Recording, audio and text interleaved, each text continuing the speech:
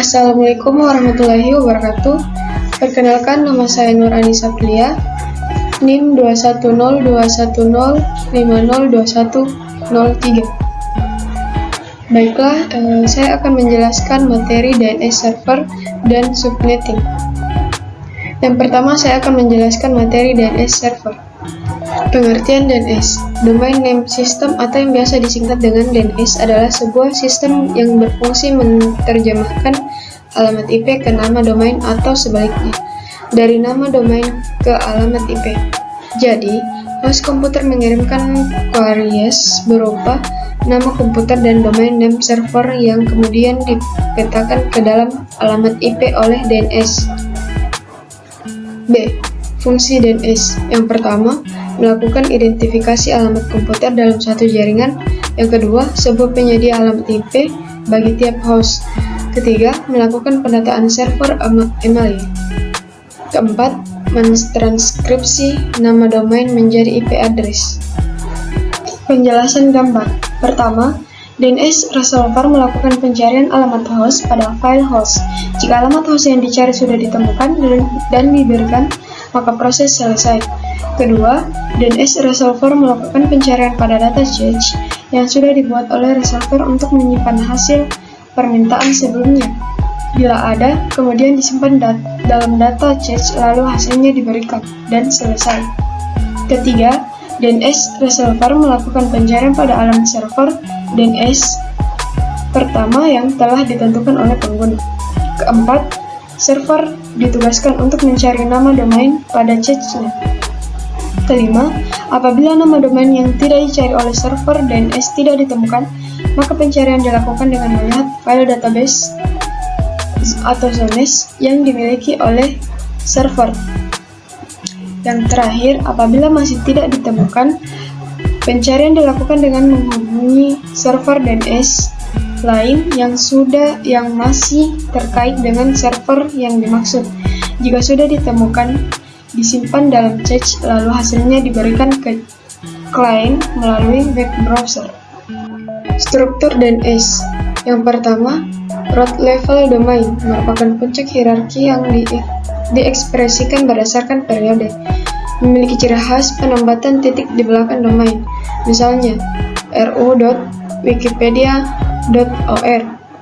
Tanda titik di belakang .or merupakan root level domain. Kedua, top level domain merupakan kata yang posisinya berada paling kanan dari suatu domain, atau jika dibaca berada paling belakang. Misalnya saja untuk ru.wikipedia.org, maka top level domainnya adalah org. Ketiga, second level domain dapat berisikan host dan domain lain, atau sering disebut dengan subdomain. Misalnya, pada domain ru.wikipedia.org, maka second level domainnya adalah Wikipedia. Keempat, third level domain merupakan kata yang letaknya di sebelah kiri second level domain dan dibatasi dengan titik. Misalnya, untuk domain ru.wikipedia.org, maka ru merupakan bagian third level domainnya. Yang kelima, hostname. Kata yang terletak di paling depan pada sebuah domain. Misal untuk www.nisamedia.com, maka www adalah nama hostnya. Jika sebuah domain menggunakan hostname, maka akan tercipta FQDN atau Fully Qualified Domain Name untuk tiap komputer. Dengan begitu, keberadaan DNS akan terdistribusi di seluruh dunia. Kelebihan DNS. Yang pertama, halaman sebuah situs menjadi lebih mudah diingat. Kedua, konfigurasi DNS sangat mudah bagi para admin. Yang ketiga, menggunakan DNS tidak akan terjadi perubahan alamat hostname, walaupun alamat IP sebuah komputer telah berubah. Kelemahan DNS. Yang pertama, adanya keterbatasan bagi para pengguna untuk mencari nama domain untuk halaman situsnya. Yang kedua, tidak bisa dikatakan mudah untuk diimplementasikan. Yang kedua, materi subnetting. Subnetting adalah pembagian suatu kelompok alamat IP menjadi bagian-bagian yang lebih kecil. Tujuan subnetting. Tujuan dalam melakukan subnetting ini adalah membagi suatu kelas jaringan menjadi bagian-bagian yang lebih kecil, menempatkan suatu host apakah berada dalam satu jaringan atau tidak, agar host pada satu jaringan tidak dapat mengakses host pada jaringan lain secara langsung. Langkah subnetting. Yang pertama, mencari alamat network atau jaringan IP yang diberikan diubah menjadi binar, dan dilakukan operasi AND dengan netmask yang sebelumnya diubah menjadi binar.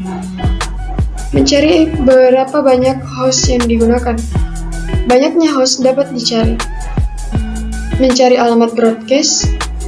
Seluruh host bit diubah menjadi satu. Mencari jumlah subnet yang dapat diubah. Banyaknya subnet yang dapat diubah dengan menggunakan rumus, yaitu slash dikurang kelas, di mana kelas A sama dengan 8, kelas B sama dengan 16, kelas C sama dengan 24. Subnetting akan mengakibatkan beberapa perubahan sebagai berikut. Yang pertama, panjang bit network bertambah dan bit host berkurang. Kedua, network address berubah. Ketiga, netmask address berubah. Keempat, broadcast address berubah. Kelima, jumlah network atau subnet bertambah. Yang terakhir, jumlah host maksimal setiap subnet berkurang. Alasan dilakukan subnetting. Yang pertama, efisiensi IP address. Kedua, memudahkan router dalam pengelamatan IP. Ketiga, mengurangi lalu lintas jaringan atau mengisolasi trafik. Keempat, memudahkan proses manajemen atau pengaturan security network. Jumlah subnet sama dengan 2x dikurang 2, di mana x adalah jumlah bit 1 dalam subnet mask terakhir. Subnet mask dalam kurung sama dengan 22 dikurang 2 sama dengan 2 subnet. Jumlah host per subnet. Jumlah host sama dengan 2y dikurang 2, di mana y adalah jumlah bit 0 dalam subnet mask terakhir. Subnet mask dalam kurung sama dengan 214 dikurang 2 sama dengan host atau subnet. Baiklah, itulah materi DNS server dan subnetting yang dapat saya jelaskan. Lebih dan kurangnya mohon dimaafkan. Wabillahi taufik wal hidayah. Wassalamualaikum warahmatullahi wabarakatuh.